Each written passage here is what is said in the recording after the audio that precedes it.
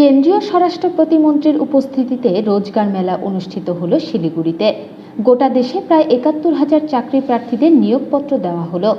একইভাবে শিলিগুড়িতে কাঠিহার ডিভিশনের পক্ষ থেকেও রেলে ২২৫ জন এবং কেন্দ্রীয় সরকারের বিভিন্ন দপ্তরে আরও ৩১ জনকে চাকরির নিয়োগপত্র তুলে দেওয়া হলো। বৃহস্পতিবার শিলিগুড়ির নিউ জলপাইগুড়ির এরিয়া অফিস সংলগ্ন কাশ্মীর কলোনি এলাকায় একটি অনুষ্ঠানের মধ্য দিয়ে এই রোজগার মেলার আয়োজন করা হয়। এদিনের এই মেলার উদ্বোধন করেন কেন্দ্রীয় স্বরাষ্ট্র প্রতিমন্ত্রী নিশীথ প্রামাণিক।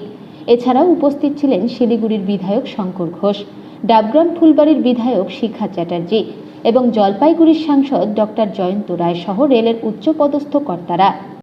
पहले तो यहाँ पर आए हुए सभी नौजवान जो अपना जीवन का नया अध्याय का शुभारंभ करने वाले हैं। देश भर में आजादी का अमृत उत्सव मनाए जा रहे हैं और देश की इस अमृत काल में जो युवा अपने जीवन का नया अध्याय शुरू कर इस अमृत काल में देश सेवा करने का जो अवसर आपको मिल रहा है और उसके साथ साथ जिस गति के साथ हमारे बदलता हुआ भारत आगे बढ़ रहा है उसको और गति प्रदान करने के लिए इस समय काल में, इस अमृत काल में आप लोगों का योगदान बहुत ही महत्वपूर्ण है। और मैं सभी नौजवान को जो अपना जीवन का नया अध्याय आज से शुरू करने वाले हैं, मैं सभी को बहुत बहुत बधाई देता हूं। इस शुभ मुहूर्ते शुभ लग्ने আমি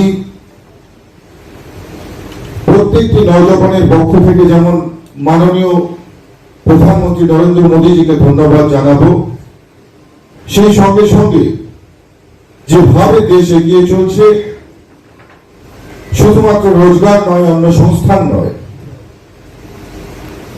দেশের যুবদেরকে আরো শক্তিশালী করে তোলবার লক্ষ্যে যেভাবে মাননীয় প্রধানমন্ত্রীর আদর্শে তার মার্গদর্শনে দেশ এগিয়ে যাচ্ছে,